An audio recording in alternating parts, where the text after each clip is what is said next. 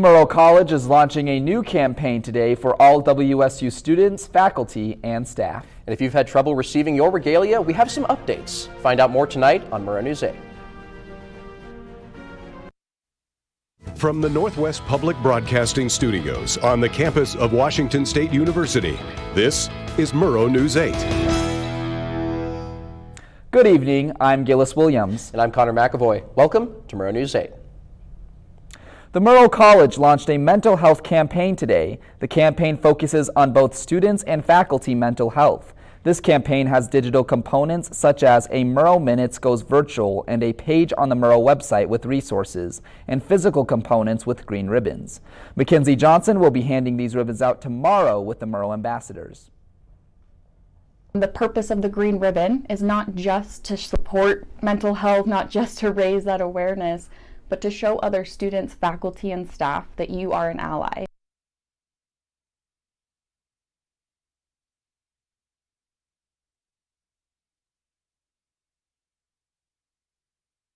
Be handed out tomorrow from 10 a.m. to 2 p.m. in Gertson Hall and the third floor breezeway between Jackson Hall and Murrow Hall. To learn more about the campaign, you can go to the Murrow website.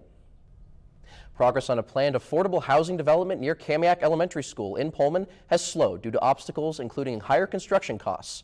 According to Moscow Pullman Daily News, the city of Pullman had a public hearing and heard 2 residents opposing the plan because of concerns of new homes impacting stormwater runoff and increased vehicle traffic. The original plan was to build 3-bedroom, 2-bathroom homes costing $300,000, with the price raising to $400,000 as of last summer. The city will hold another public hearing at its next meeting on May 25th.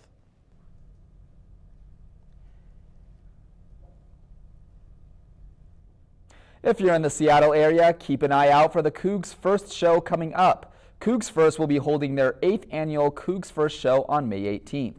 This comes after the 3rd annual Cougs First show in Spokane yesterday. The event featured a keynote speech from President Kirk Schultz, Coug-owned businesses being able to connect with each other, and a few WSU celebrities such as Cam Ward and Jack Thompson signing autographs. To learn more and register for this Seattle show, you can go to cougsfirst.org.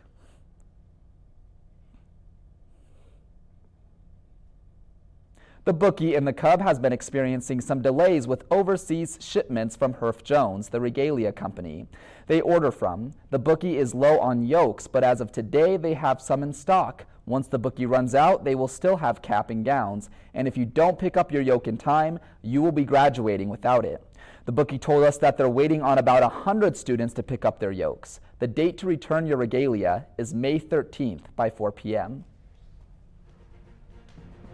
A sadder story out of Albion finishes with a bit of a happy ending for some feline friends. And it's almost May, but it looks like the April weather might not be going away. Stay tuned for Murrow News 8.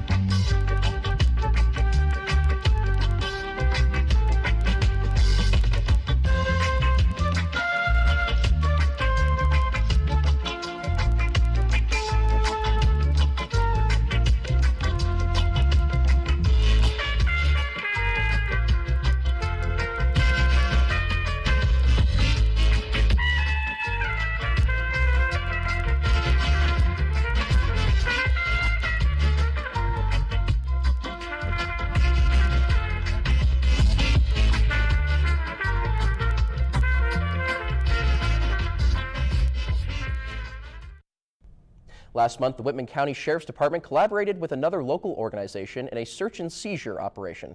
Today, Murrow News 8 reporter Alex McCollum has more details on what was seized. A search and seizure warrant was issued at a home in Albion in March, but the items officers were searching for were different than you might expect.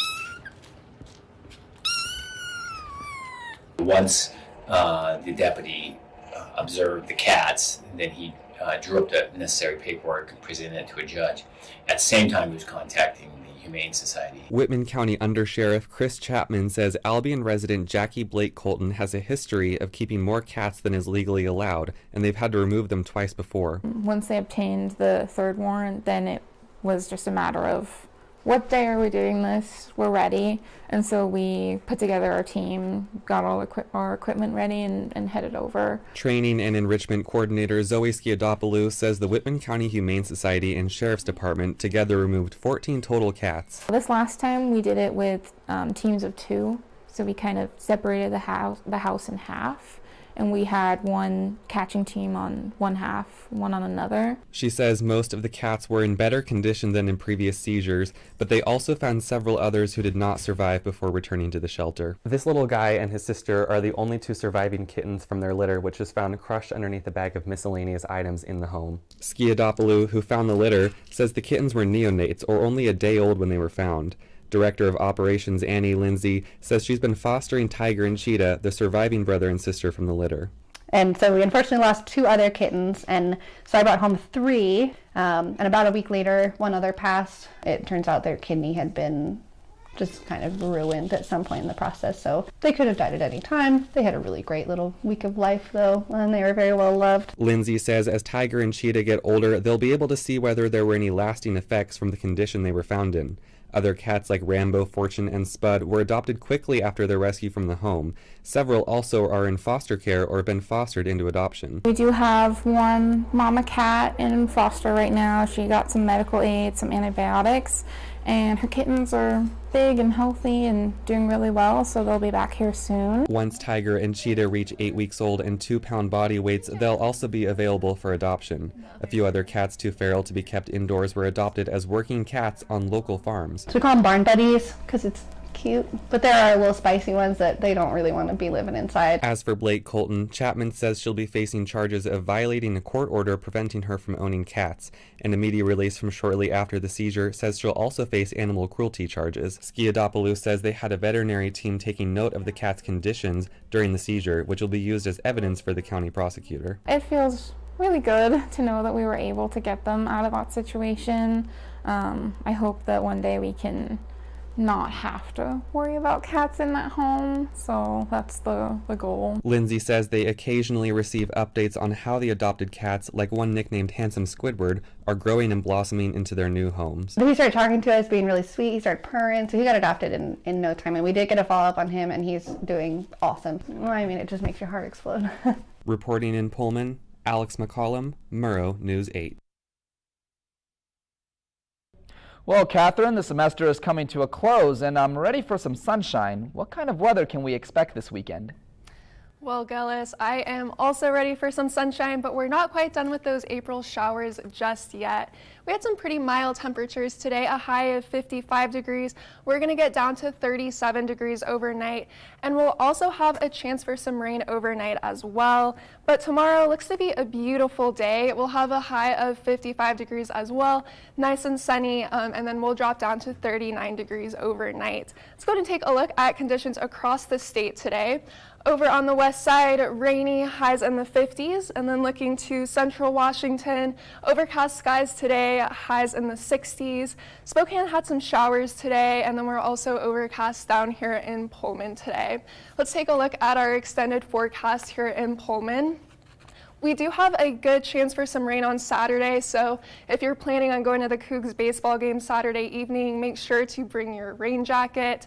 You can also expect some rain going into Monday and Tuesday, so get out there, enjoy that sunshine tomorrow, because you can expect rain over the weekend and into next week. That's all I've got for weather. Back to you at the desk.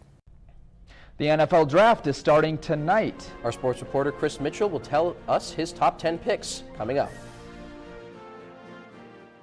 Look, the state of the world's getting worse. Oceans full of plastic, an endless amount of waste, an impossible task ahead of fixing our beloved planet. But change can't happen if you do nothing. So here's where you should start. Reduce. Why? Because Americans produce more than 200 million tons of waste every year, and you don't want to add to that. Reuse. Why? Because reusing and repurposing cuts back on unnecessary waste. and it gives things a chance at new life. Recycle. Why? Because recycling creates jobs. It helps our community and it helps our planet. And after doing all this, what will we be left with? We'll be left with a planet that will slowly start to heal.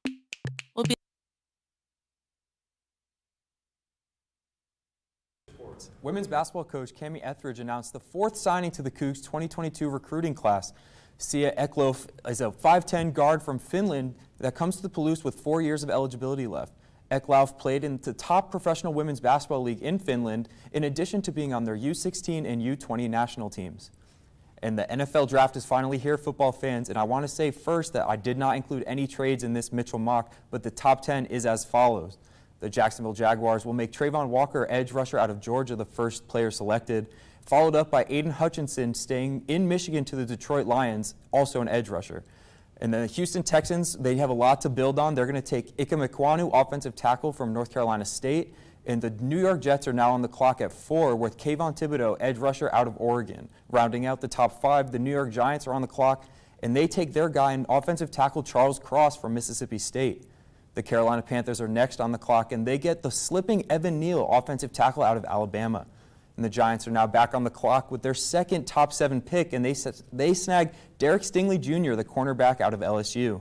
Atlanta Falcons bolster that receiving room and take Jameson Williams, wide receiver out of Alabama, at 8th overall. And here you go, Seahawks fans. I have Seattle taking Cincinnati corner Sauce Gardner.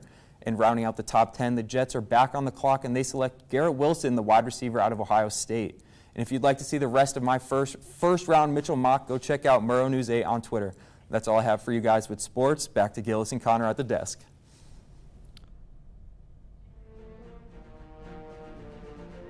Chris Mitchell, thank you.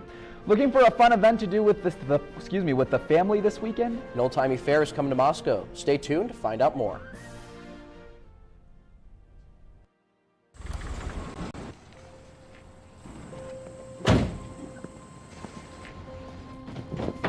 Dad, they took over my bedroom. Come on, come on. Okay, Dad. 1, 2, 3.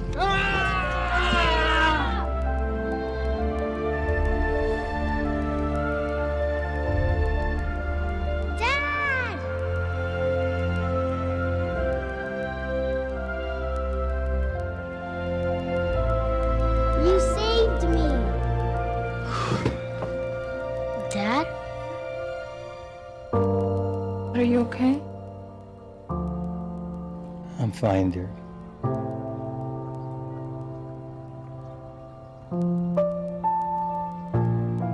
Your hero needs you now, and AARP is here to help. Find the care guides you need at aarp.org/caregiving. Make way for the Renaissance Fair. The renowned festival returns to Moscow this weekend for the first time since the pandemic began. The 49th annual fair will be held in East City Park on Saturday from 10 a.m. to 7 p.m. and Sunday from 10 a.m. to 5 p.m. Live music, kids activities, a parade, food court, and a beer garden, and it's free and open to all. More info at moscowrenfair.org. Well, you know, Connor, I really got to say, back in Phoenix, we didn't have the Renaissance Festival directly in Phoenix, because Phoenix is a huge city, my hometown. We'd have it in a city, I don't know if you've heard of it, it's on the very outskirts called Apache Junction. Ooh. And, well, it's kind of like out of Apache Junction, so it's going out of Phoenix to the east. And you just see desert going on the Highway 60, nothing. And then just, you know, during the weekend of the Renaissance Fair, just a lot of, it was huge. Just a lot. It was just a big sight to see. Yeah, no, I'm looking forward to that kind of stuff, honestly. I think it's going to be really fun. You know, I might go to that. You know, I always loved that kind of nerd type stuff, so absolutely. It's always fun. But thanks for watching, guys. If you missed anything in this or any of our previous newscasts, you can always watch us on our YouTube channel. More news can be found at nwpb.org/MN8. You can follow us on Facebook, Twitter, Instagram, and TikTok. Good night. And good luck.